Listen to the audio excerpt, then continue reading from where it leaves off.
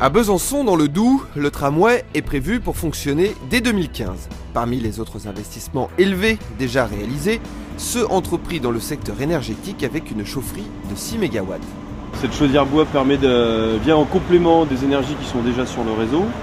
Donc ça alimente le quartier de 19 500 personnes. Et la chaudière bois permet de subvenir à 20% des besoins de ce quartier. On a des extensions de quartier derrière nous. La ZAC de Haute-Chazal, un nouveau quartier qui va être alimenté par une extension du réseau de chaleur. Et on a aussi l'hôpital qui s'agrandit. Du coup, pour subvenir à ces nouveaux besoins, la ville de Besançon a décidé d'installer des nouveaux moyens de production, dont une chaudière bois de 16 MW.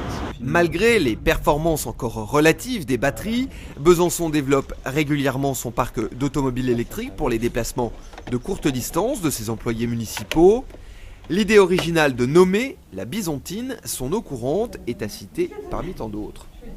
Le rôle des collectivités, c'est de montrer l'exemple, de tracer la piste, d'être des défricheurs.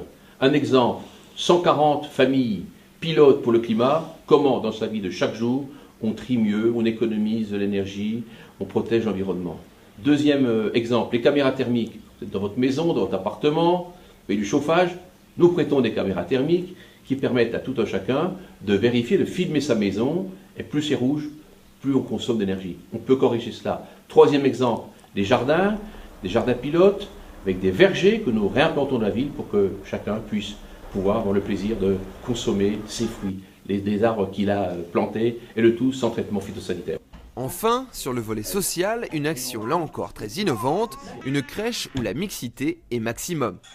Le développement durable dans une ville comme Besançon, ça va de la crèche, comme on l'a vu tout à l'heure, une crèche BBC qui accueille des enfants polyhandicapés dans un quartier sensible, au service voirie ici, où on a mis en place un système de récupération d'eau de pluie pour nettoyer les trottoirs, parce que c'est pas bien normal, quand on y pense, de nettoyer les trottoirs avec de l'eau potable.